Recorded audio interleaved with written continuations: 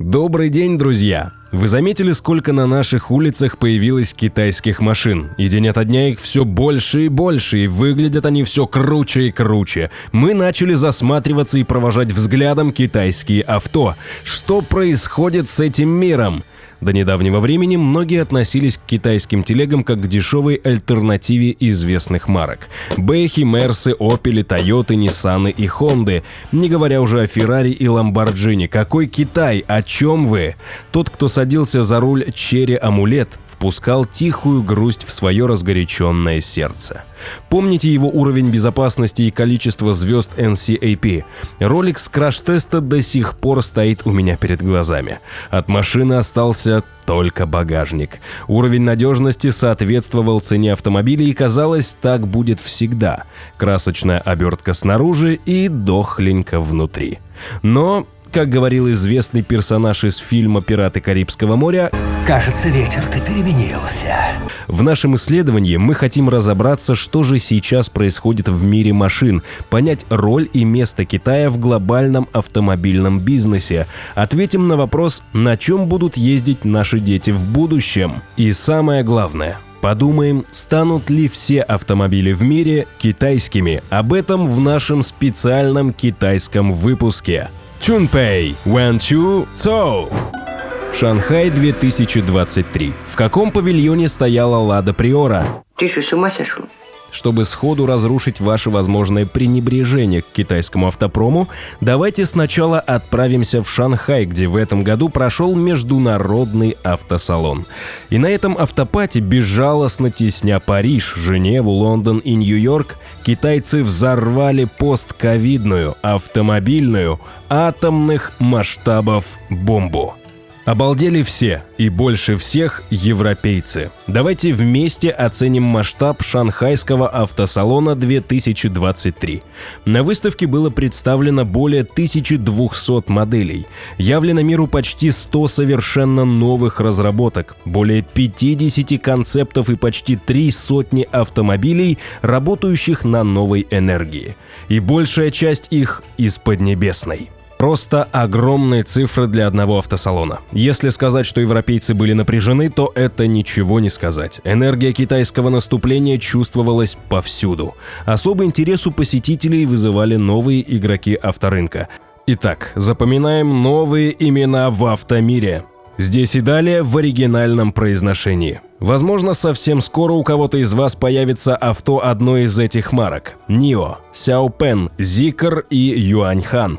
Их стенды собирали огромные толпы зрителей. Nissan, Honda, Cadillac, Chevrolet отнюдь не были избалованы таким вниманием.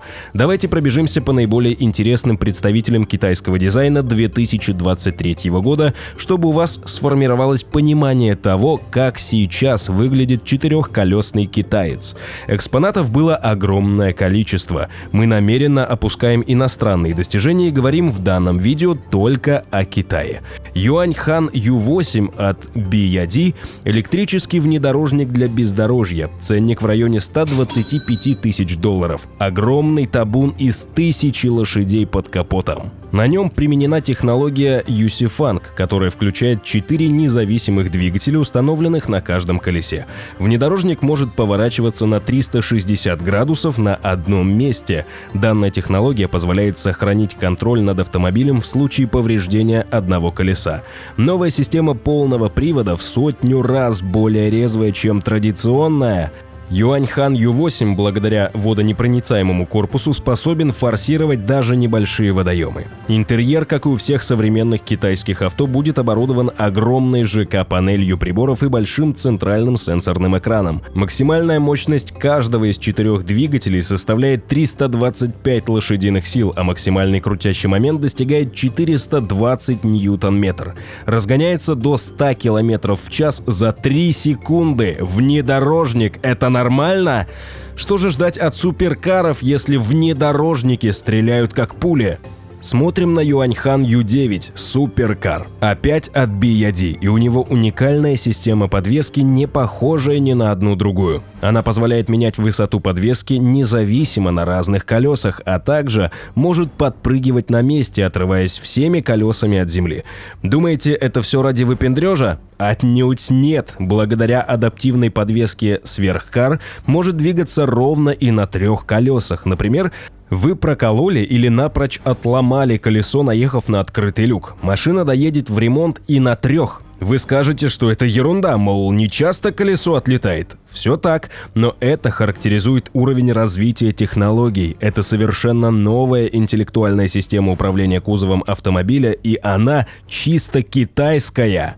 Эту систему также можно использовать для уменьшения крена кузова, предотвращая риск опрокидывания, а также при других резких маневрах с продольными и боковыми перегрузками. А еще данный аппарат способен проехать 700 километров на одной зарядке. Далее наш глаз радует HIP-HI-YI. Его производит Human Horizons. Завод основан совсем недавно, в 2017 году. И на этом автосалоне они представили свой новый среднеразмерный кроссовер HIP-HI-YI. Тоже электрический. Полноприводная версия выдает 505 лошадиных сил на 2 моторах. Едет на одной зарядке до 800 километров. Интересный дизайн. Задние двери составные. Синхронно с основной панелью вверх поднимается часть крыши вместе с секцией бокового остекления. Дверных ручек нет. В кузов по кругу интегрированы органы искусственного зрения. NIO Electric Performance 9. Производит этот шедевр компания Next EV. Также на каждом колесе по мотору. Каждый имеет свою коробку передач. Как вы понимаете, китайцы любят нынче ставить каждому колесу по мотору. Суммарная мощность в 1360 лошадиных сил. Машина стреляет за 2,7 секунды до сотни. NIO EP9 борется за звание быстрейшего суперкара на планете.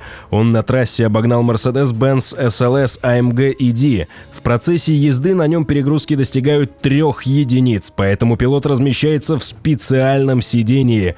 Строительство одного гиперкара обходится более чем в $1 миллион. Вы уже поняли, что китайцы наступают, и наступление это бешеное, и планы у них завоевать клиентов не демпингом, а качеством. Время дешевых китайских машин проходит. Они входят в премиальный сегмент. Некоторым придется потесниться или вообще уступить место. Но как так вышло и почему у них получилось? Думаю, пришло время отправиться в недалекое прошлое и покопаться на чердаке китайского дедушки. Не очень древний Китай. День рождения китайского автопрома Си Цзиньпин по традиции отмечает 15 июня. В далеком 1953 году в Пекине в этот день начала свою работу ФАВ. Это старейшая и наипервейшая, по крайней мере по официальным данным, китайская компания, которая выпускает автомобили и сейчас. First Automotive Works, что в переводе означает «первый автомобильный завод». Я думаю, вы часто видели их шильдик на проезжавших мимо китайских авто. И кто же стоял у истоков китайского автопрома? Кто создавал производственные площади и обучал персонал? Есть мысли? Конечно же, старый добрый Союз Советских Социалистических Республик. Завод начал работу в Чанчуне и был создан по образу и подобию советского завода имени Лихачева. Проходные и архитектурные группы этих автогигантов были весьма похожи. Вот только ФАВ цветет и пахнет, а ЗИЛа с нами уже нет. Персонал компании стажировался в СССР. Тогда компания производила одну единственную модель грузовика Цзефан, в переводе с китайского Цзефан «Освобождение». Он представлял из себя копию советского грузовика ЗИС-150. В 1958 году в производство был запущен Цзефан CA-30, являвшийся копией советского полноприводного трехосного грузовика ЗИЛ-157. Был еще правительственный лимузин, похожий на советскую чайку Хунци CA-72. Марка Хунци, что в переводе означает «красное знамя», сейчас является премиальным подразделением ФАВ. Именно на авто этой марки передвигается председатель Си. Посмотрите на его премиальный лимузин Хунци L5. Ретро-дизайн Хунци L5 напоминает красивые винтажные машины из прошлого, но выполнен по современным технологиям. С начала своего основания Хунци производила исключительно представительские автомобили. Ранее на этих автомобилях ездили исключительно партийные руководители, но теперь такая возможность появилась у всех, чей карман оттягивает лишние 6 миллионов юаней. Для сравнения, длиннобазный Mercedes AMG S63 L4 Matic стоит в районе 3 миллионов юаней. Хунци L5 – это очень дорого и очень патриотично. Едем дальше по истории становления китайского дракона. В 1968 году был основан новый завод под вполне логичным названием The Second Automobile Works, второй автомобильный завод, который впоследствии стал называться Dunfen Motor Corporation, вторая глобальная корпорация-монстр по производству авто в Поднебесной в настоящее время. Проследовав некоторое время коммунистическим путем, завещанным самим Лениным, страна и коммунистическая партия Китая поняла, что им нужен свой, особенный китайский путь. В 1978-м Китай перешел к политике реформ и открытости и стал строить социалистическую рыночную экономику. В 1980 году первый китайский крестьянин вместо лошади сел на автомобиль. Дорога свободы передвижения была открыта. И пусть официально владеть частным автомобилем станет возможно лишь в 2000 году. Но китайский миллиард уже получил новую потребность, колоссальную по своим размерам. А как мы знаем, потребность порождает предложение. И пошло-поехало. Время СССР стараниями внешних и внутренних сил подходило к концу. И китайские руководители вынуждены были проявлять гибкость и дальновидность. Не стали рушить созданное, взяли все самое лучшее, что можно было взять у других. И принялись строить свою китайскую автомобильную промышленность, нещадно копируя, заимствуя, а где-то и просто воруя чужие разработки и технические решения. Гениально! До начала 80-х годов почти монопольным экспортером автомобилей в Китай был Советский Союз, но уже к 1985 году глобально возрос импорт автомобилей из Японии. Ежегодно из страны восходящего солнца ввозилось до 350 тысяч машин. Особым спросом пользовались Toyota и Nissan. Китайское правительство, стремясь остановить экспансию иностранных фирм на внутренний рынок, в это же время поднимает ввозные пошлины, а потом и вовсе вводит мораторий на 2 года на поставку авто извне. Теперь Китай добивается совместного производства легковых автомобилей на своей территории. А кто откажется от такого глобального рынка? American Motors Corporation, позже поглощенная Chrysler Corporation, начинает производство в Пекине модели Jeep Cherokee. Немецкий концерн Volkswagen AG запускает в Шанхае производство седана Volkswagen Santana, а французский концерн PSA совместно клепает Peugeot 504. Но хитрые европейцы собирали машины из готовых узлов, и основные технологии производства комплектующих оставались для китайцев недоступны. Но начало было положено. Объемы выпуска выросли с 1000 до миллиона авто в год к 1992 году. В начале 2000-х они производили уже более 2 миллионов машин в год и прибавляли по миллиону ежегодно, а в 2004 году обогнали Японию и США. Теперь они – крупнейшие производители автомобилей на нашей планете. За 2022 год Поднебесная произвела, по разным оценкам, 27 миллионов автомобилей. А знаете, сколько всего было выпущено машин в мире за 2022 год? 85 миллионов. По ситуации на прошлый год Китай произвел 32% всех созданных на Земле машин. Чтобы вы могли осознать этот объем, посмотрите на то, с какой скоростью в Китае появляются новые машины. Эта цифра, можно сказать, в реальном времени. Примерно каждую секунду в КНР сходит с конвейера новый автомобиль. К этому времени в КНР уже собирают более 100 автомобильных марок. Нет смысла всех их перечислять, просто посмотрите на этот список. У всех этих марок трудолюбивые китайцы жадно перенимают опыт производства, технологии и дизайн. Теперь китайцы производят автомобилей больше, чем вся Европа и США вместе взятые. И это даже несмотря на значительный спад производства в ковидные годы. Каждая третья машина в мире китайская. Понимаете, к чему все идет? Если вам интересно, как было раньше, то вот вам показатели 2005 года. 66,5 миллионов новых авто в мире, 5 миллионов из Китая, 18 миллионов из Евросоюза, 12 миллионов из США. За 17 лет китайцам удалось сделать рывок на 550%.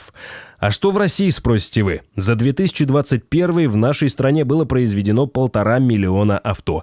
За 2022 уже всего 608 тысяч. Сколько получится произвести в 2023, покажет время. А сейчас возвращаемся к Китаю. Иметь машину – это право или привилегия? При таком производстве и весьма доступных ценах на авто в Китае ожидаемо начались проблемы перенасыщения авто в городах. Крупнейшие города КНР, начиная с Пекина и Шанхая, страдают от гигантских автомобильных пробок. Рост легкового автопарка сдерживается путем использования сингапурской аукционной системы приобретения регистрационных автомобильных номеров, а в некоторых городах и вовсе лотереи. В Пекине в год разыгрывается не более 62 тысяч номеров. Компьютер на основе случайного выбора определяет будущих обладателей государственных регистрационных номеров. Распределение ежемесячных квот следующее. 88% резервируется за обычными гражданами, 10% за государственными организациями, 2% коммерческими структурами. Хочешь ездить на машине, жди своей очереди несколько лет, чтобы только поучаствовать в лотерее. 1 к 2031. Именно такой шанс получить номер в Пекине. И эти шансы уменьшаются с каждым годом. Поэтому ждать заветного шанса сесть за руль можно лет 10. В Шанхае же организован аукцион, где можно поторговаться с другими желающими за регистрационный номер. Стоимость номеров на рынке огромная. Во многих городах Китая внедряют похожие системы. Кстати, для владельцев электромобилей таких проблем нет. Зеленые номера выдают свободно и довольно быстро. Эта система поощрения создана для того, чтобы стимулировать граждан пересаживаться на электротранспорт. Экологические проблемы, связанные с выхлопом, заставляют заниматься поиском и разработкой альтернативных источников энергии. Гибриды и электромобили в приоритете, сами понимаете. Вы заметили, что все топовые машины на шанхайском автосалоне были электрические? Итак, пока мы спокойно жили под ясным солнцем, тихонько ремонтировали «Волги», «восьмерки» и «десятки» у себя в гаражах, там, за Великой Китайской стеной, планомерно, ежедневно, от рассвета до заката ковалось китайское автомобильное железо. У вас начала складываться картина происходящего глобального передела автомобильного рынка? Надеюсь, да. Но, не смея останавливаться на достигнутом эффекте, мы двигаемся дальше. Кого съел огромный китайский автомобильный дракон? В этой части нашего исследования мы узнаем топ самых огромных корпораций КНР, а также познаем, кого из западных, да и не только западных, автопроизводителей они поглотили. Поглотили без особых эмоций и сочувствий, и даже не поперхнулись. Помчались потихоньку. Самая мощная компания Китая, SAIC Motor, производит более 5 миллионов авто в год.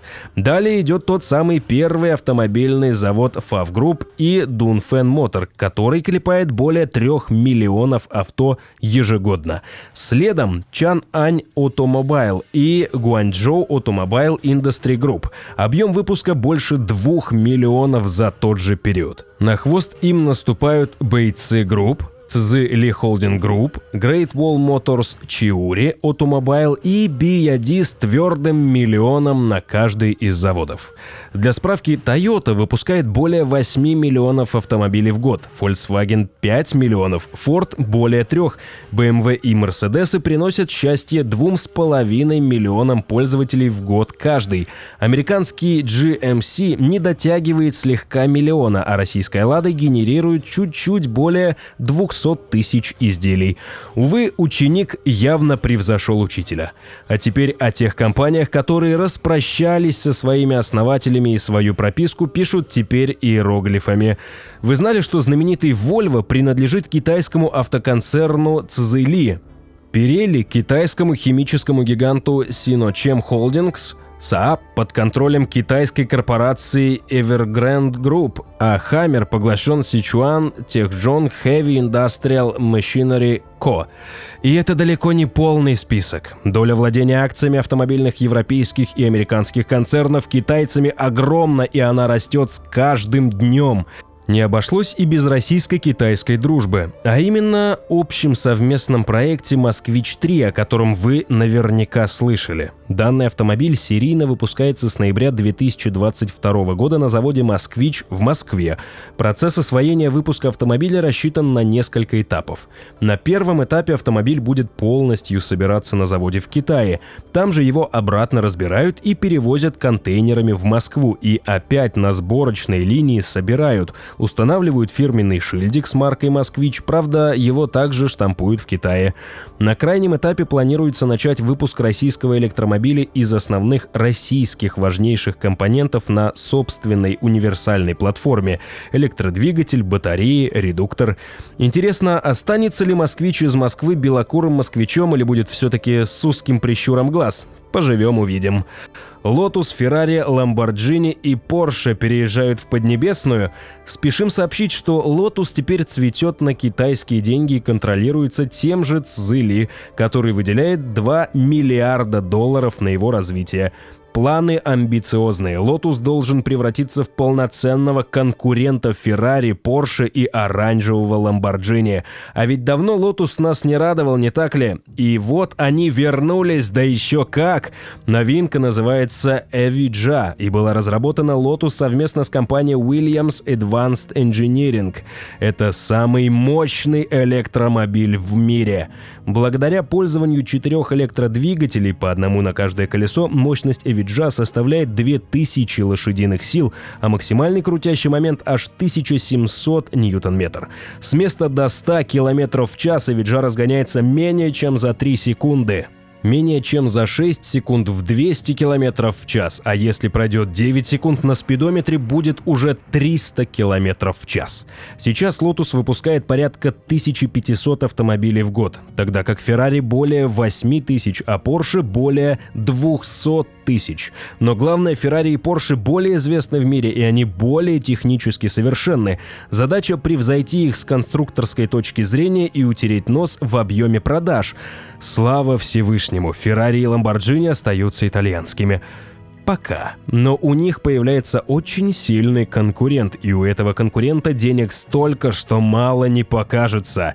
И тут другой новый игрок рынка премиальных авто делает хук справа. Китайский автопроизводитель Hongqi планирует создать и выпускать собственный гиперкар S9 в самом сердце автомобилестроения – итальянском регионе Эмилия-Романья. Модель составит достойную конкуренцию местным скакунам из конюшен Ferrari и Lamborghini. В итальянский проект вливаются значительные инвестиции из Китая. Ожидается, что потраченный 1 миллиард евро позволит FAW в будущем продавать до 1 миллиона автомобилей Hongqi в год. Оцените, вице-президентом по стилю и дизайну FAW стал Вальтер де Силва. Облик Альфа Ромео 156, Audi R8 и A5, а также VW Scirocco рождался при его участии. Разработка дизайна Hongqi S9 уже завершена. С нетерпением ждем. Но как же инженерам Поднебесной удалось так красиво научиться рисовать? Отправляемся в школу китайского автодизайна.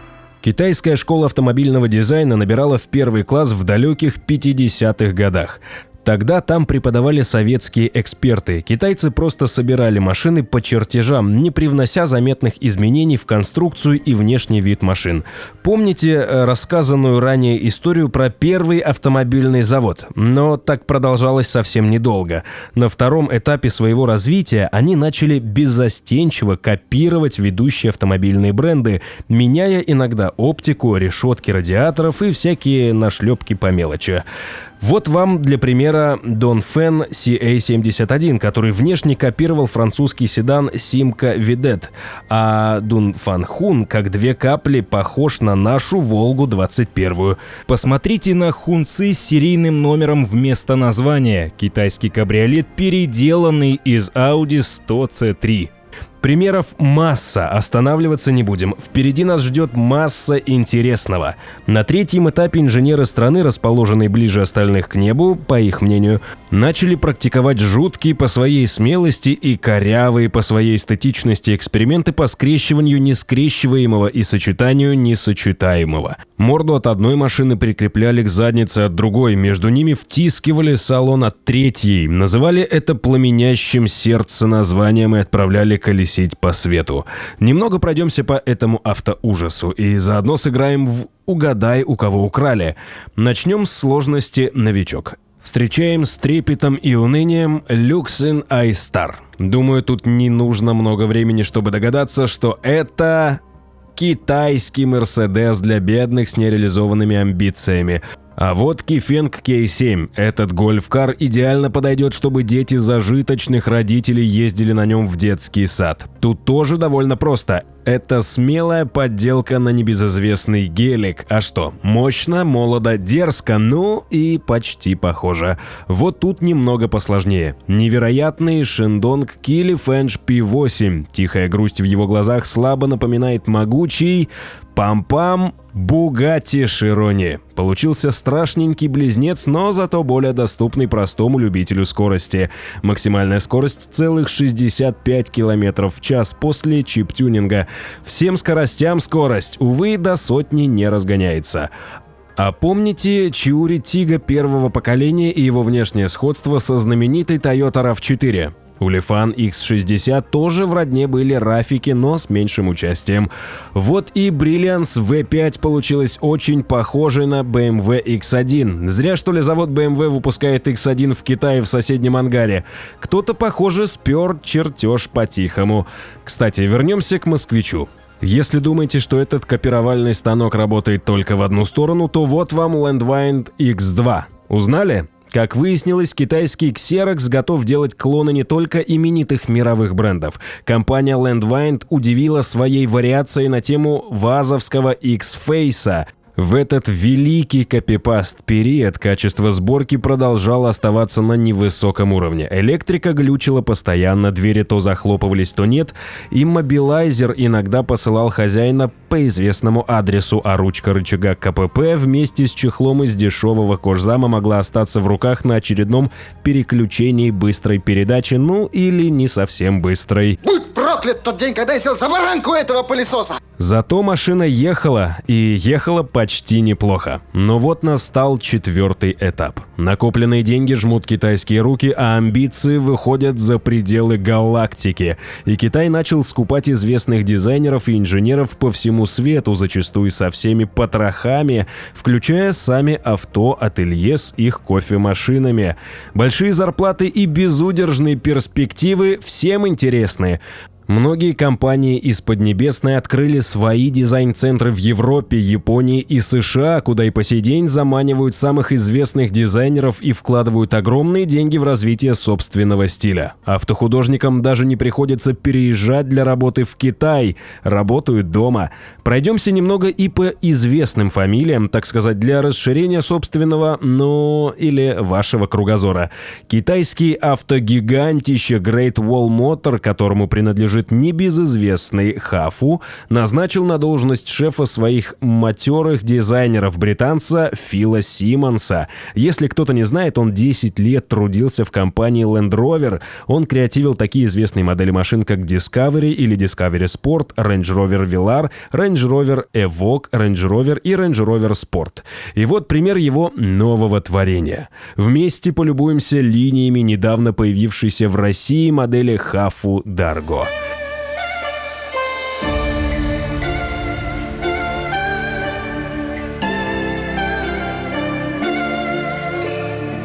Кевин Райс тоже прибыл усиливать китайскую художественную мысль прямиком из Туманного Альбиона. Внешний вид автомобилей премиального китайского бренда Exceed – его английских рук дело. Возможно, именно его тонко отточенный карандаш начертил первые линии RX Vision, Mazda CX-3 и MX-5. Немцы не отстают от жителей британских островов и тоже пашут на Geely Auto Group. И пример этому – Штефан Зилов. В сентябре 2021 года в его трудовой книжке появилась новая запись. Ранее студии Audi, Mercedes-Benz, Volkswagen Group и Bentley Motors использовали плоды его фантазий в качестве своих дизайнерских решений. Теперь эти плоды с педантичной аккуратностью накапливает не только Geely, но и подконтрольные ей бренды, такие как Lynk & Co, Proton, Lotus и Geometry. И это далеко не все звезды с дизайнерского небосвода Китая. Как думаете, что можно создать с такой мощной командой дизайнеров? Наверное, то, что не получается у других.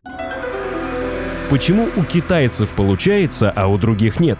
Полвека назад Китай имел довольно слабую, отсталую экономику. Но все меняется. За последние 30 лет ВВП страны прибавлял по 10% в год. Такие сумасшедшие темпы просто невероятны. И теперь Китай занимает лидирующие позиции среди мировых экономик.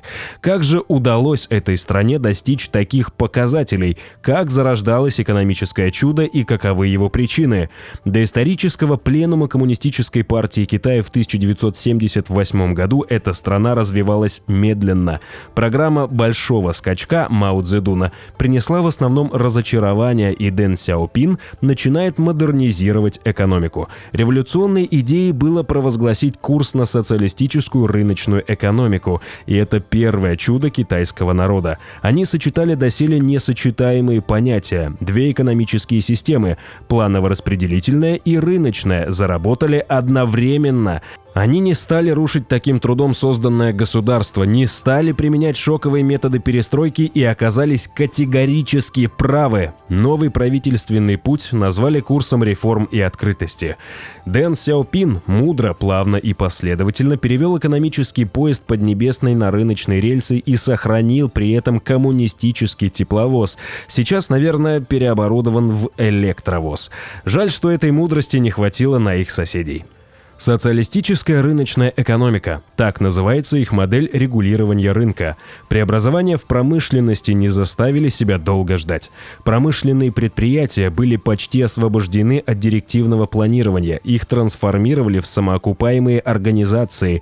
Теперь они могли самостоятельно продавать свою продукцию. Вместе с тем крупные предприятия стратегического назначения остались под контролем государства. Государство занималось своими делами и не мешало развитию частного сектора. Частный сектор занимался своими проблемами и не мешал государству.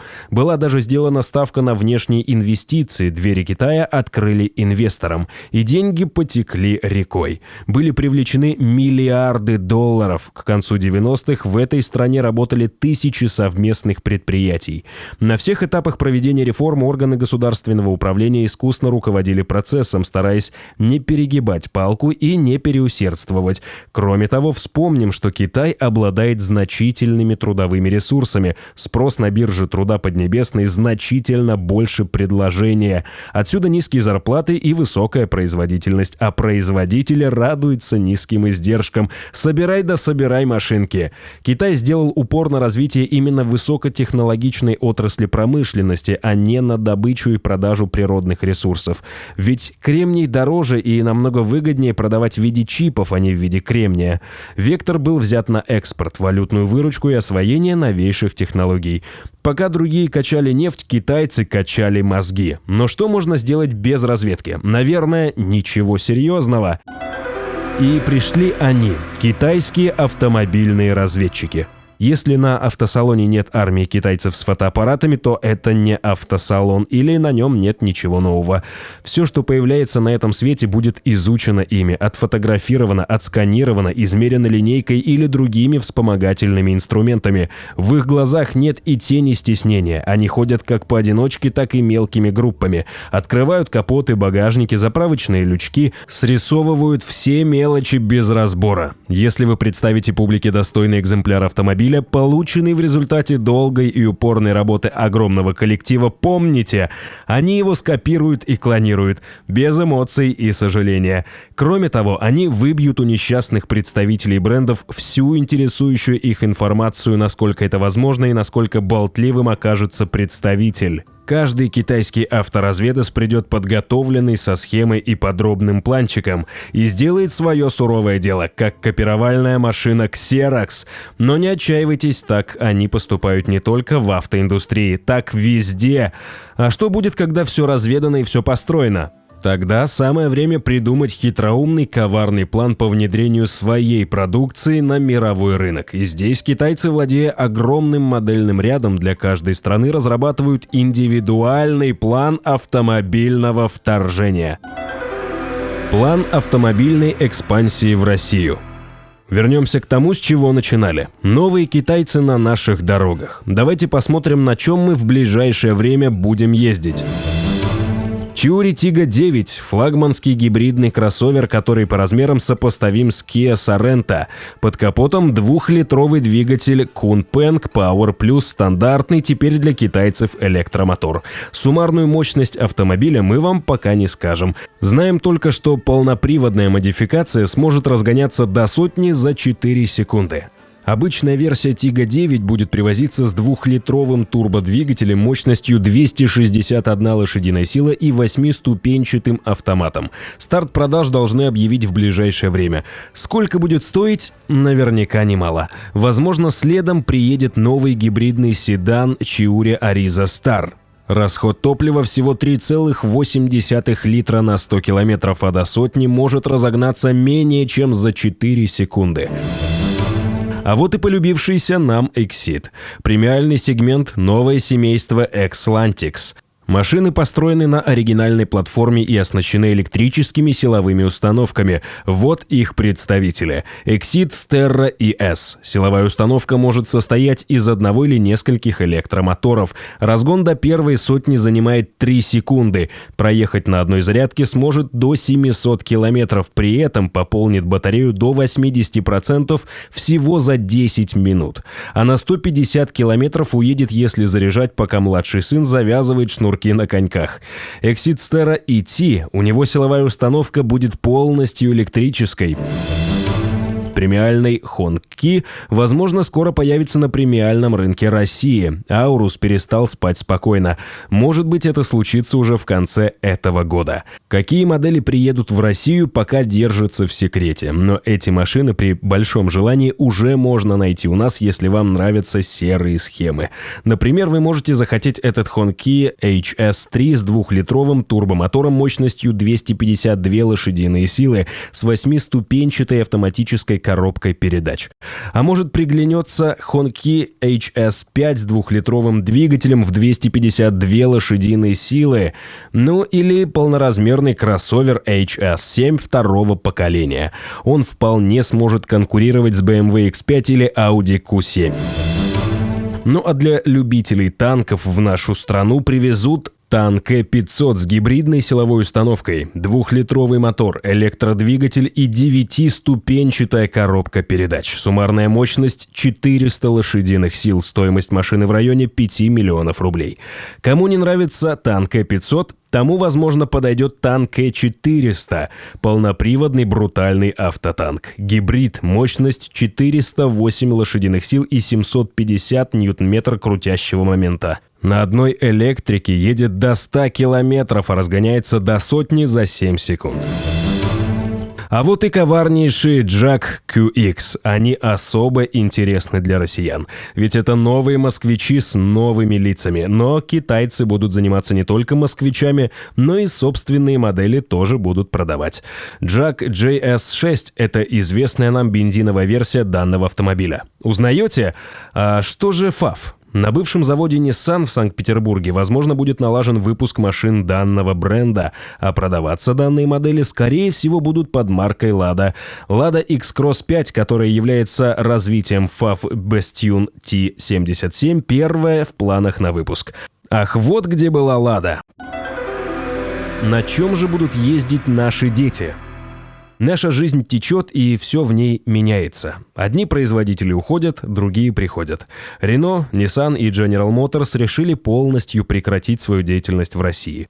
Другие фирмы пока стараются отмалчиваться и не делать столь резких телодвижений. Затраты на содержание неработающих заводов огромны, и это заставит рано или поздно принять то или иное решение. Вот уже и Toyota закрывает фабрику в Санкт-Петербурге, а вслед за ней и Mazda планирует сворачивать свою деятельность. Автомобили Hyundai и Kia, похоже, тоже больше не собираются на территории Российской Федерации. Судя по всему, та же участь ждет Volkswagen, Mitsubishi и Mercedes-Benz. Собирать новую продукцию продукцию этим заводам попросту не из чего, ведь даже «Лада» не может наладить стабильные поставки комплектующих для своих ESP и ABS. Для компаний из Европы, США, Кореи и Японии ведение бизнеса в России сейчас фактически невозможно, да и вряд ли станет возможным в обозримом будущем. Но, как говорится, свято место пусто не бывает. Те, кто останется, смогут сильно подрасти, а те, кто придет, смогут завладеть огромной пустой нишей. Сейчас рынок оценивается в 1,5 миллиона авто в год, и ожидается его рост в будущем. Сейчас мы с вами уже знаем об уровне развития технологий Поднебесной, о масштабной автоэкспансии Китая по всему миру, о созданных гигантских производствах, о межгосударственных корпорациях. Мы познакомились с ведущими китайскими дизайнерами и узнали, кому принадлежит первенство в скорости и электрической мощи. Где, если не в Китае? Китай является одним из крупнейших производителей электроники в мире. Многие мировые компании перенесли свое производство в Китай из-за более низких затрат на труд и другие факторы. Благодаря этому Китай стал центром производства для многих видов электроники, включая электромоторы, чипы, матрицы и другие компоненты. В списке тех, кто уже перенес производство, входят BMW. Компания начала строительство завода в Шиньяне в 2018 году, где планируется производство электрических автомобилей бренда BMW и Mini. Volkswagen, немецкий автопроизводитель, в настоящее время имеет 3 совместных предприятия в Китае, где производятся автомобили Volkswagen, Audi и Skoda. General Motors, американский автопроизводитель, имеет несколько совместных предприятий в Китае, где производятся автомобили Chevrolet, Buick, Cadillac и другие. Tesla. В 2020 году Tesla запустила свой первый завод в Шанхае, где производятся электромобили Model 3 и Model Y. Ford, американский автопроизводитель, в настоящее время имеет несколько совместных предприятий в Китае, где производятся автомобили Ford, Lincoln и другие. Один из главных факторов, который привлекает компании к переносу своего производства в Китай, это низкая стоимость труда. Работники в Китае получают зарплаты значительно ниже, чем в развитых странах, что снижает затраты на производство. Кроме того, Китай имеет широкий спектр качественных материалов, необходимых для производства электроники, таких как металлы, пластмассы, стекла и так далее. Это обеспечивает доступность сырьевых материалов и компонентов для производства, что делает процесс более эффективным и экономичным. Также следует отметить, что Китай активно развивает свою инфраструктуру и технологические возможности, чтобы привлечь еще больше компаний и инвестиций в свою экономику.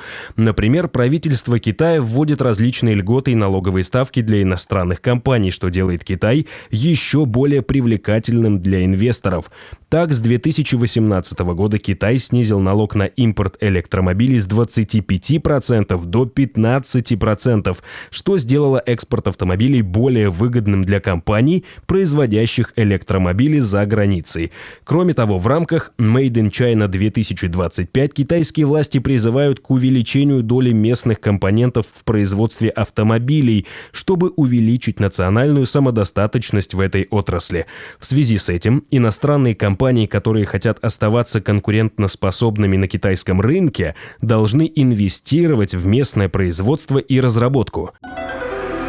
Какое будущее у земного автопрома? Мы видим и, к сожалению, очень остро чувствуем, что автомобили дико дорожают. Изо дня в день, каждый год. Уже самое простое авто стоит за 1 миллион рублей. Содержать машину в достойном состоянии не менее дешевое занятие. Все эти ТО, расходники, чистки, мойки, налоги и другие подати жутко снижают стремление к владению собственным металлическим конем.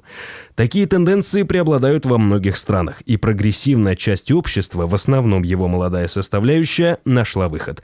Каршеринг, либо совместная собственность. Зачем единолично владеть автомобилем, если он большую часть дня стоит? Зачем одному платить за его обслуживание, если траты можно поделить с другом или компанией? Слышите едва уловимые нотки социализма с рыночным уклоном? Это одна из сегодняшних тенденций, и за этим первое будущее. Почему производить авто должны только большие компании? Сейчас многие детали можно печатать на 3D-принтере, многие узлы можно свободно купить. Современные программы трехмерного моделирования позволяют небольшим студиям проектировать автомобили. Вот и появляются в таких странах, как Китай, автопроизводители как грибы после дождя. Их, кстати, более 80 по состоянию на 2022 год. И это второе будущее колесных агрегатов. Зачем сжечь дефицитный бензин, загрязнять выхлопом атмосферу, если есть электричество, а также присутствует возможность его выработки более экологичным способом? Вам бросилось в глаза, что каждый новейший китаец оснащен электродвигателем? А если вдобавок у них там в стране налажено производство этих электроагрегатов в космических масштабах, сама Вселенная говорит, какого вида двигатель ставить на проектируемое авто. И это третье будущее. И пока мы не ушли далеко, хочу спросить. Знаете, на каких машинах в далеком-далеком прошлом устанавливали электродвигатели по одному на каждое колесо? И уж точно эта идея не принадлежит китайским инженерам. Ответ – карьерный самосвал БелАЗ. Ну и, наконец, четвертое будущее автопрома – это беспилотники. И здесь Китай тоже на коне. Где расположены заводы, выпускающие электронные платы, привода, антенны, дисплеи? Какая страна собирает талантливых программистов со всего света и платит им достойные зарплаты? Кто больше всех занимается промышленным шпионажем?